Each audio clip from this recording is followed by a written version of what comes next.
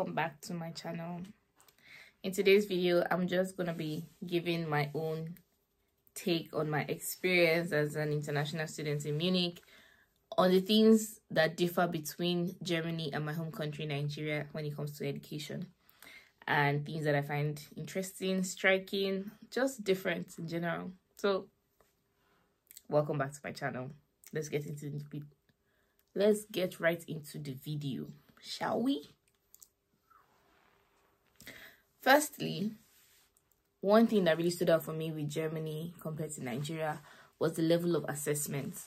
The way students are being assessed here in Germany is definitely different from the way it is done in Nigeria, because in Nigeria, we were confined to midterm semester tests and final exams, and those were the only ways you could actually build up your score. Whereas here in Germany, I see that you don't necessarily have to write a written exam for you to know that you are going to pass a course. Also, for them, what I term as, they don't term it as mid-semester, but me, I term it as mid-semester because that's what I'm used to from Nigeria. So for mid-semester, you do presentation, you present a paper, you analyze it, criticize it, just give your own take on the paper and what you learned from it, what you think the writers could have done better, and so forth. And for me, I think I like it better. Yes, I even got to realize that I don't really like standing in front of a crowd that much, but I feel this is one of the things that I really celebrate this master's for, because it allows you to, get out of your shell and just build yourself in general. Things that you didn't know that you were good at or you were bad at, you get to improve on them, or you get to know that, oh, I'm good in this area and I could still get better. So for me, I really like the assessments, because in this semester I just have 2 written exams, and honestly, I'm doing 7 courses, by the way, so having 2 written exams out of the 7, that's a huge relief for me. And they are really spaced when it comes to the exam period. Not like it was intentional, but I don't know why my timetable just looks like that. But honestly, it makes it really easy for me to be able to give each exam my best, by the grace of God, and also enough time to study and stuff like that. So I really, really, really like that aspect of the German education compared to Nigerian education. The second reason would be, for me,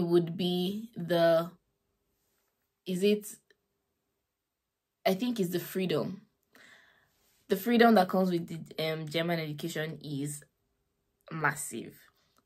As a Nigerian student, we, not just specific to my school, Covenant University, we're not allowed to sell in school or do any form of business or even work. You had to be in school 24/7 throughout the semester, and you didn't have that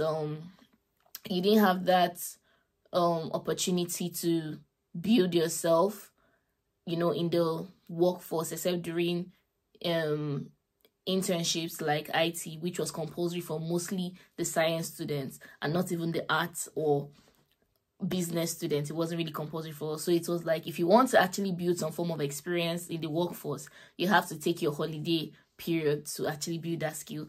And for me, yes, it was nice, but most times, of course, being young people, most times people just want to go home, relax, take pictures, have fun, and just be young individuals, and not having to go and say, okay, I'm going to work in this holiday and then go back to school to continue the hustle.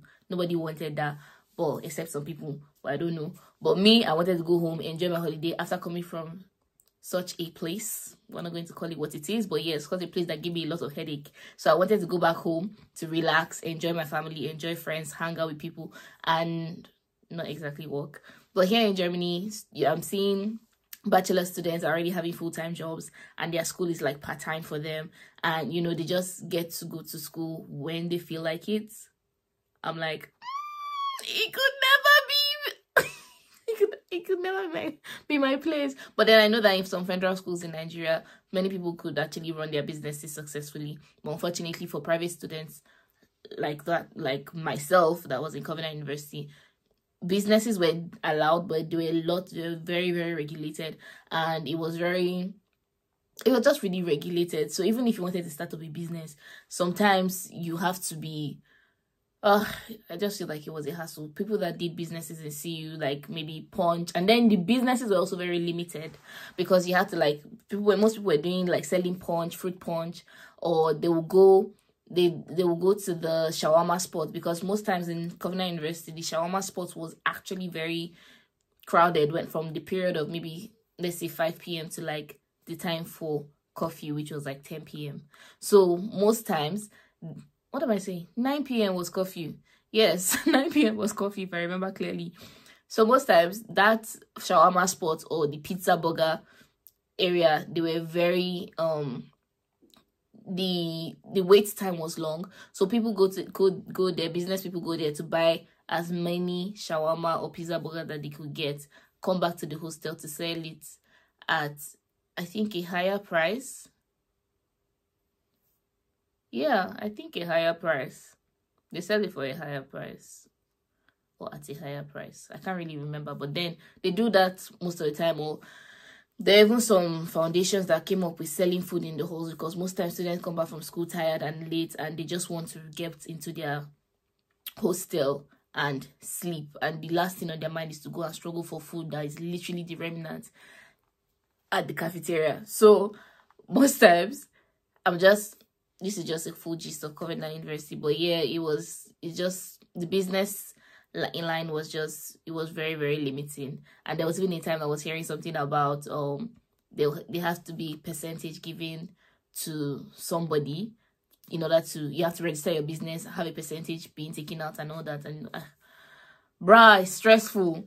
But in this place, you see students being able to work for organizations, build their skills, and even probably even secure a full-time job or employment even before they leave school. And honestly, I celebrate that. Germany, kudos to you. Another difference for me between the German educational system and the Nigerian educational system that I really like is the fact that Germany is very practical, and they ensure that their students are learning from hands-on experiences, while Nigeria was very theoretical, very hands-on. And I think they are more interested in the knowledge being passed on rather than completing their curriculum.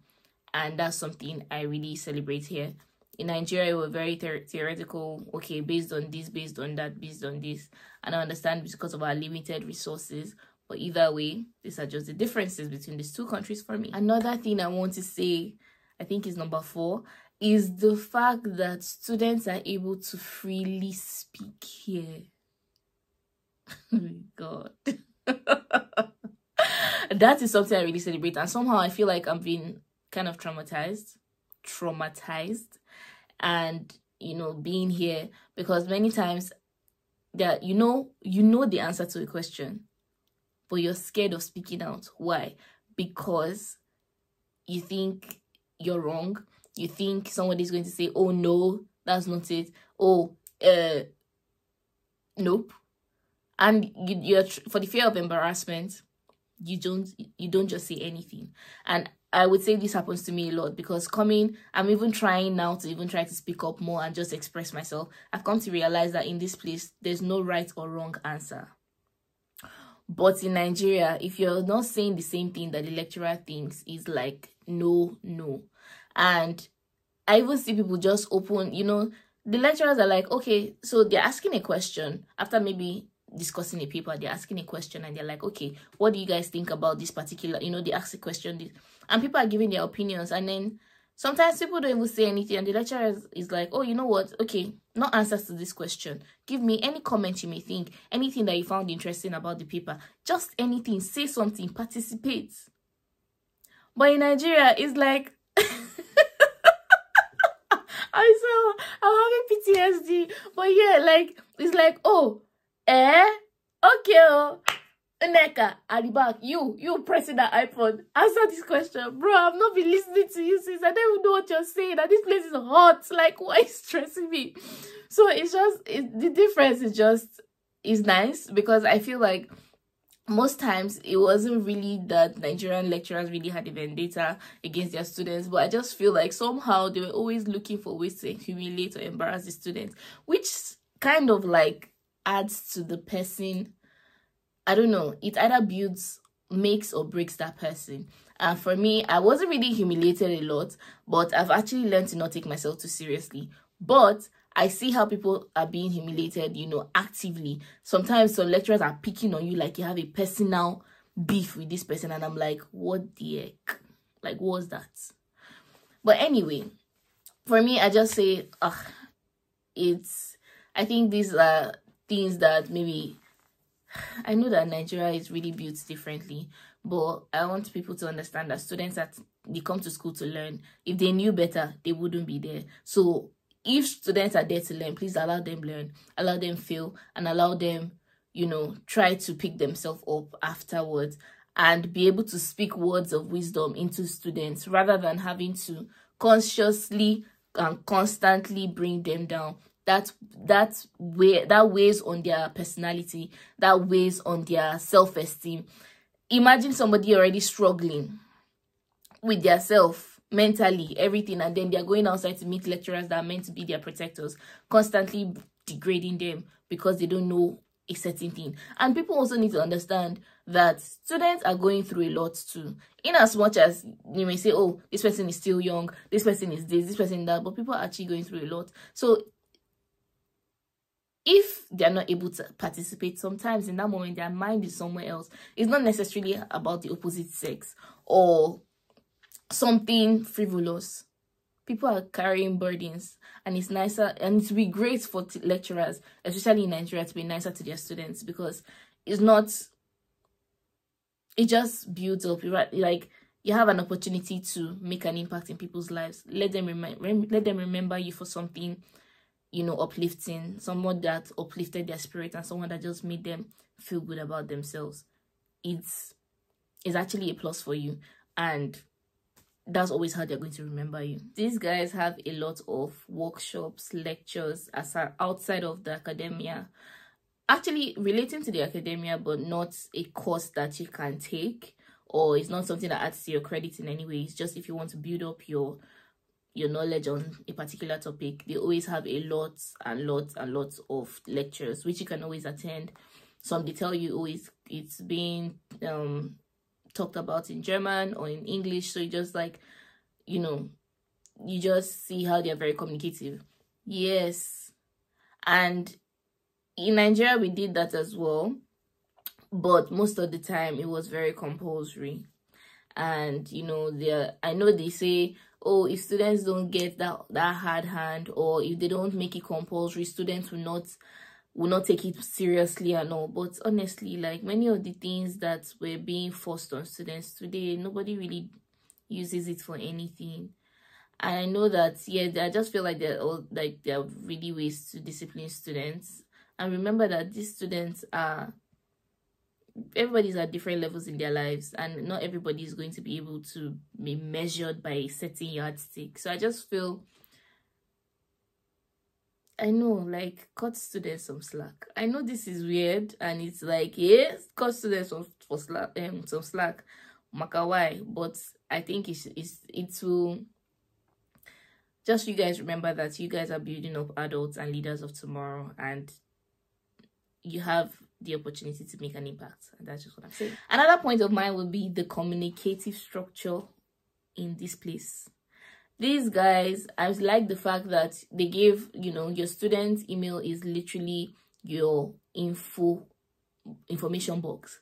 Like, anything that's happening, you get an information. Anything that is happening, you get an information. And I feel like I've always had like really bad communication skills. I know I do express myself, you know, especially when I'm comfortable with people, but I think I celebrate it so much because I see here that people understand that things could go wrong, things could happen. Students could fall sick over the night, students could have jobs, some students are married, they have kids to take care of. Like, they understand that things could actually go wrong, or things could take your time, and you're meant to be in a certain place, but you couldn't make it because of so and so reasons. And students are able to, you know, being able to communicate that on time, some days before, a day before, oh, I will not be able to do this, I will not be able to come here, I will not be, they appreciate that a lot compared to when you force yourself to go to when you have other things that, you know, taking your time, and you now force yourself to go, and maybe trying to juggle everything at the same time, and you were not even able to either contribute extensively to that particular thing, or not even able to show up. And it's something that I see a lot, and I think I celebrate it, and it's making me learn a lot more to communicate, even when you're trying to communicate bad news. You know, so there was a time I had like a project to work on with fellow teammates, and I also had like another engagement.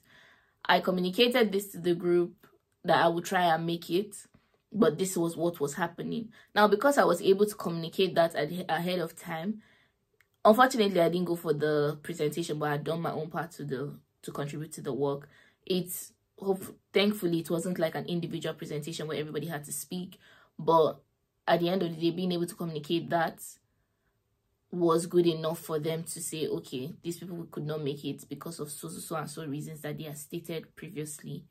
But like, it's just, obviously we know how it is in Nigeria. Sometimes it's just really, people just expect you to be there.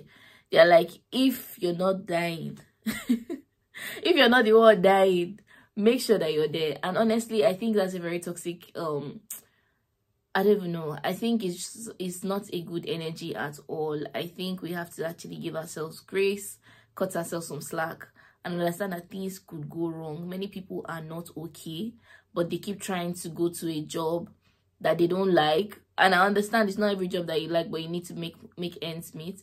But honestly, cut people some slack. Many people are going through a lot. And this part is to employers, people of great heights that have people that are working under them. It's really, really important for you to be able to have a listening ear to your subordinates. Really helpful. But students, in this case, yes, please, make una dey sorukwanike, be coming down small. What kind of Igbo is that? But yeah, be coming down small so that, you know, people are able to express themselves and be freer with you and actually tell you the truth sometimes and not be lying up and down. So yeah, I like the communication structure here. It's really amazing, and I think that it should be imbibed in not just in Nigeria, but places that just try to make people feel very toxic. I wanted to add about the communication structure about the school. There was like, this was a story time because this particular one hit me, like it did me bagba. Gege bobo. Greatest bobo. Anyway, it really hits me so much because I was in class that particular day and the lecturer was saying, oh, you guys, for our final paper, we're going to do this, we're going to do that. Let's make it 3,000 words. So she was asking us if we want our final papers to be 3,000 words. 3,000 words is like 10 pages. Now, yes, that can be a lot. I mean, I'm stressed. But yeah, that's like standard number of pages for paper, right? And then she's asking us 3,000 words. Is that too much? Or 2,500 words? That's too much? I was like, My Nigerian son was like, is it me you're talking to? Are you actually asking us how many pages we want? And then the student was like, oh, ma'am, it's just fine. Anyone is good. I was like, baby. What? In Nigeria? What is an opinion? What exactly is your opinion? Are you going to study or you're not going to? Are you going to write the paper or you're not going to write that paper? You know? And it just made me smile. I was like, oh, this is actually a breath of fresh air. You know, just seeing how you're able to discuss with your lecturer and say, oh, I don't want this, I want that, I don't want this, I want that. And then I even see that sometimes, you know, when there is a deadline and you know you can't meet that deadline, if you reach out to your lecturer to say, oh, because like now I said, this is exam period, so there are many papers to write, many things to do.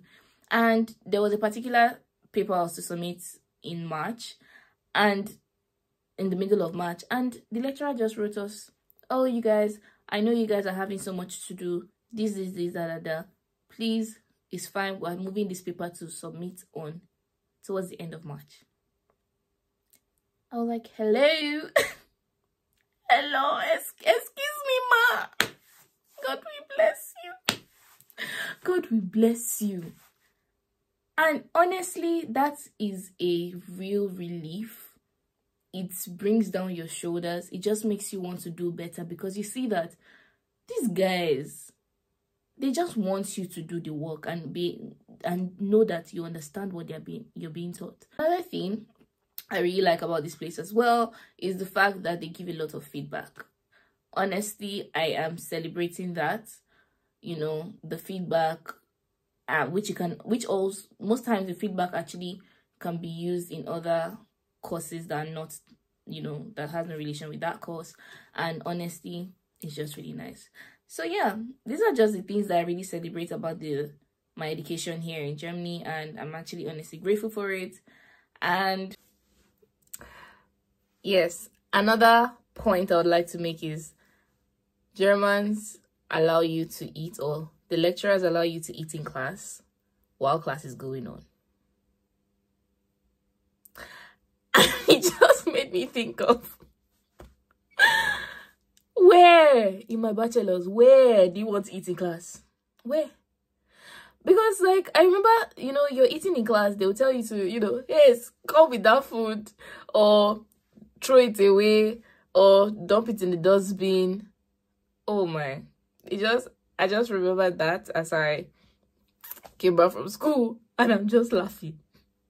So yes, they allow you to eat in class, and sometimes, depending on the lecturers, you are not allowed to use your phones. But the truth is that they're not really strict about it. I don't know if it's because it's masters and the people that are doing masters are a lot more advanced in age, or just, you know, grown-ups in general. But they allow you to use your phone sometimes.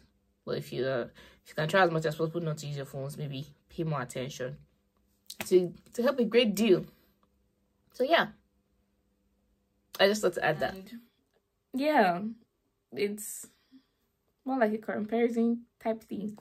But either way, we thank you. I said we thank you for coming for watching this video. If you found it interesting, don't forget to give it a thumbs up. I think this is like the first time I'm saying that. I'm actually shy. But yeah, don't forget to give it a thumbs up. Like, share, comment, and tell me if you relate with any of my stories from Nigeria, or if you have any stories to tell as well. I'll be very much looking forward to listen and read it. Sorry, to read it, not listen. Anyway, thank you so much for coming to or watching my video. What is this? I'm always saying coming to my TED Talk. What do I was gonna talk about on TED Talk? But who knows? We never know anyway. But yeah, thank you for watching my video, and I look forward to your comments, your reaction, your engagement, and we'll see you in our next video. Bye.